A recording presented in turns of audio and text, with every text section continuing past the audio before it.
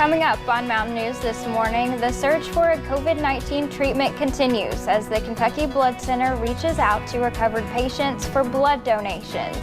And we take you to West Virginia, where one community of Logan is coming together to support the family of a football player who died after being diagnosed with the virus. And some people here in the mountains enter day 3 with no power. Many are worried about the safety of their refrigerated medicine. Dedicated to Eastern and Southern Kentucky, this is WYMT Mountain News This Morning. Good morning, I'm Katie Cook. It is Wednesday, April the 14th, and your time is about 5:31. Let's check in with Brandon Robinson for a look at your forecast this morning. Brandon, it is quite cold out there this morning. Yes. I know we're keeping all the people without power right now in our thoughts and prayers. Exactly. And again, it's just one of the worst times that we could have to have people without power. I know those hardworking crews are out there. I saw a crew near my house yesterday from Indiana, Michigan Power, one of the sister companies to Kentucky Power. So hopefully everybody getting back online. But things are much better than they have been. 70,000 at one point, less than 30,000 now. Let's take a look at our visibility numbers this morning here just after 5:30, and they are low in some spots there. Less than a mile. Somerset, London, Williamsburg, less than 2 miles. Jackson and Hazards. Remember, anything less than 5 miles on this map is limited visibility. Temperatures falling into the 30s and 20s this morning. Irvine all the way down to 25. 32 is the high spot there. Somerset, Jackson, Hazard, Prestonsburg, and Jonesville this morning. Your day planner takes us up into the 50s. It'll take a little while to get there, but once it does, it'll feel pretty nice, especially with that full-on sunshine we'll see later today. Full forecast on the way here in just a little bit. Katie? All right, thank you, Brandon.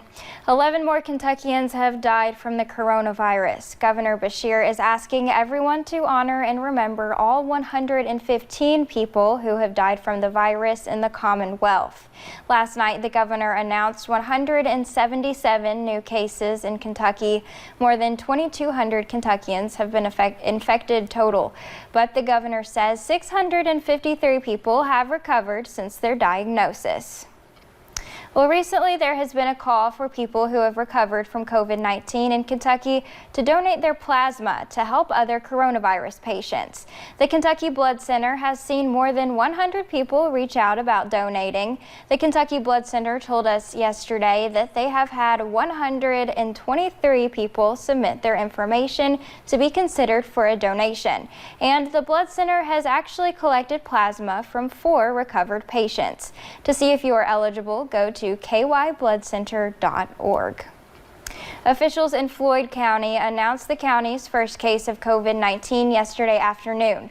But by the time the county's 7 o'clock news conference kicked off, that total was up to 3. A 22-year-old man, a 64-year-old woman, and a 1-year-old child have tested positive. Public Health Director Thursa Sloan says the cases do not seem to be linked, adding that the only way to stop the spread is to be responsible citizens. Really, none of us are clear.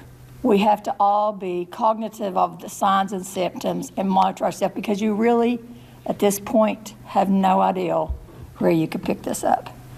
One of you today may have the coronavirus. That's the reality of it.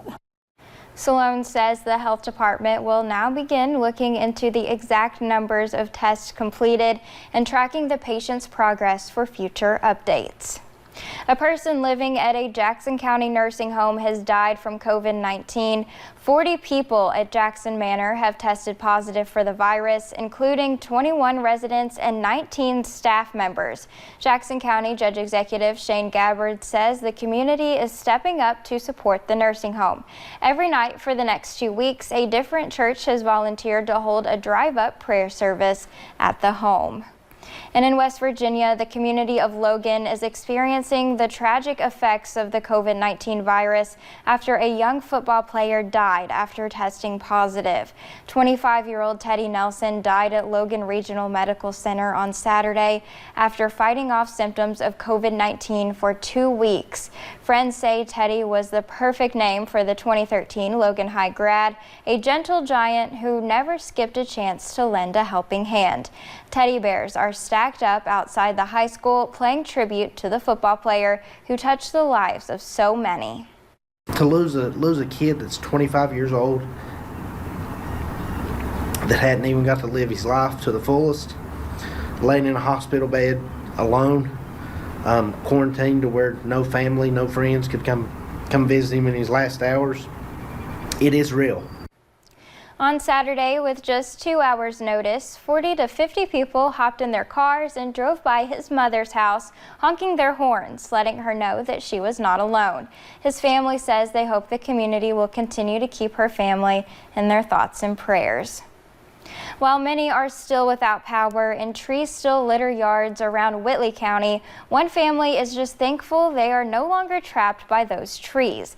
WYMT's Hannah Reynolds talked to one woman living on Mountain View Road who had no way out until trees were moved from her driveway yesterday morning. Mountain View Road is typically quiet. Ethel Smith called this place home since 2003. How old am I now? 84. 84? I thought it was 74. But anyway, I'm getting there. For Ethel, nothing means more than family. Since last week, her daughter has even been staying with her. It's scary when the wind's blowing. I started hearing a big loud thump, but I thought it was thunder at first. So when Sunday came, she was not alone when her world was rattled. Well, we're trying to stay home and stay safe, like the governor said. Then suddenly, staying safe at home became more difficult. Well, we can't go out the front door now because of the tree limbs still on the house. The back door we could get out, but the car was in the carport and the trees was behind it, so I couldn't go out. So we was more or less trapped. It's the end of the carport where we walked around to come in. That's showing the tree that's down behind the car and the gutter that was hanging down. While they know the damage is far from over, they say they know who calmed the storm as it raged all around them. And thank God for protecting us. Houses can be replaced, but people can't. In Whitley County, Hannah Reynolds, WYMT Mountain News. Those trees left on the house are expected to be removed later today after an insurance adjuster can check the extent of the damage. Well, Alice Lloyd College was one of the places hit hard in Knott County. Trees snapped power lines, blocked roadways, and fell on houses and cars. While the campus is closed due to the pandemic, a few students and a majority of the faculty live on campus. While they are safe as of yesterday, they are still in the dark, aside from one building. We do have the backup generator, so we're still able to, we have heat in this building. I know it's supposed to get cold tonight. We have heat in this building. We are able still to provide meal service for the folks remaining on campus on a carry-out basis, of course, per the governor's orders. But we're still able to kind of keep things going, and we've just been very blessed. The college just completed the campus center this winter and is still in the process of renovating other buildings. Those buildings were not affected by the storm and construction remains on schedule. With the electricity out in many homes across the region, some people are worrying about the medications that they refrigerate, unsure if they will still be safe as they wait for their power to be restored. WYMT's Buddy Forbes spoke to a pharmacist in Pike County who says there may be a longer grace period than they realize. The power may be out, but that does not mean your medication is in danger. Most, if not all, insulins nowadays, they can be kept out of the refrigerator for up to 4 weeks. Pikeville pharmacist Wes Rose says many of those usually refrigerated medications will still be okay, even if they cannot be refrigerated for a few weeks. But if that makes you uneasy, there are a few steps you can take. If you have like any insulated bags, or if you have even like an old lunchbox or something like that, that's any such insulated, if you can put your insulin or whatever medication needs to be kept refrigerated inside of that, with like maybe an ice pack or something of that sort. Just be careful not to take that too far. And separate it out, either it's maybe wrapped in a paper towel or something. You don't want it to come in contact with the ice, as direct contact could freeze it a little bit easier. Which is not good for the medicine. You do not want to freeze these medications. I know some people still may have freezers or whatnot. You don't want to get them anywhere below that. Essentially what it does is the medication essentially gets thicker and clumps up, and when it dethaws, it's less effective. He says if medicine does accidentally freeze, it will still be safe,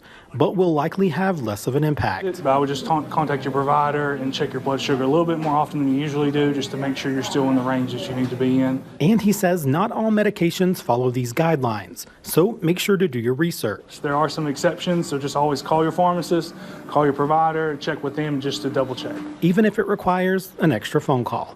In Pike County, Buddy Forbes, WYMT Mountain News. Now, Rose says not to take any risks with these medications and to make sure the 4-week period applies to your prescription. With no power, it can make eating a little more difficult. Those without electricity flocked to fast food restaurants in Hazard hoping for a fast meal, but were met with long lines. Some said they waited for more than 40 minutes. We've been using the grill, and we've cooked a couple meals on the grill, but now we're getting kind of tired of that and came out looking for fast food. One of our producers was stuck in line for around 2 hours yesterday afternoon.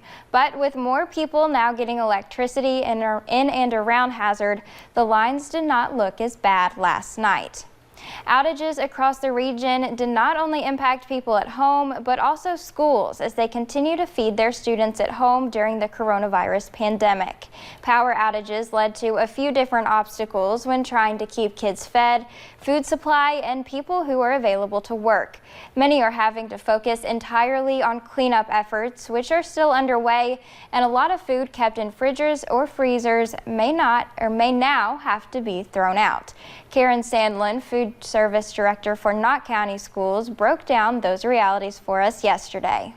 Some of our schools only got power back today, and some of them still do not have power. So it's just been a very stressful situation trying to figure out, can we serve meals? We do Monday, Wednesday, Friday deliveries, so Monday and Tuesday these kids have gone unfed.